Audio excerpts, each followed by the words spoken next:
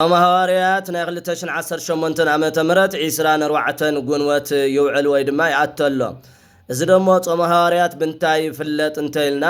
ናይ ጾመ ሐዋርያት ተውሳክ 29 እዩ እንደገና ምስመያጃ ሐመር ማለት 25 ያው ጾመነ ነው ዝዓለሉ 25 ጥሪ 25 እና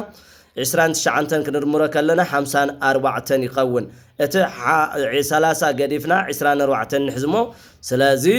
24 ጉንወት ሶኒ ጾመ ሐዋርያት ይውዕሎ ማለት እዩ ስለዚ ኩላትና ንጾም ክንዘጋጀ ይግባእ ዘመነ ክረምት ንክባርከና ዝናም ክህበና ምንታን እዚ ጾመ ሐዋርያት ናይ ካህናት ጥራሕ ዘይኾነስ ካብ 7 ዓመት ዘሎ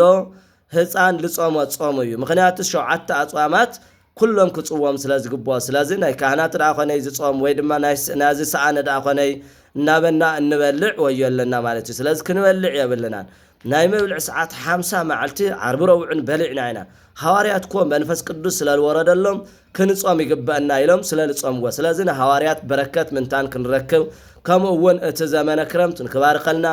ጥዕናና ንክባረ ኩሉ ንክባርከልና ጾመ ሐዋርያት 24 ጉንወት ጀሚርና ክሳብ 4 ሐምለ ማለት 5 መዓልቲ ፍስክ ስለልኾነ ክንጾም ይግባእ ማለት ስለዚ 40 መዓልቲ ይኾንሎ ማለት እና ስለዚ ኩላትና ክንጾም ይግባእ 24 በዓላት ቆይጽርናያ 7 እና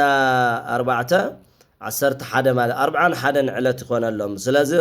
ረዝም ልበለ ጾም ኢና ኢሎም ጾመ ሐዋርያት ስለዚ ኩላትና ክንጾም ከይግበአና ንዓድናም ሰላም ክበና ንህይወትና ምስጋናም ጥዕናም እንታን ክንረክብ ጾመ ሐዋርያት ክንጾም ይግባእ ስለዚ 24 ጉንወት ሶኒ ያተሎ ክንዘጋጀ ይግባእ አቀዲምና ማለት እዩ ካብ ሰንበት ላው ዝለሎ ናይ መብልዕና ሰዓት ክነጠናቀቅ ይግባእ ማለትና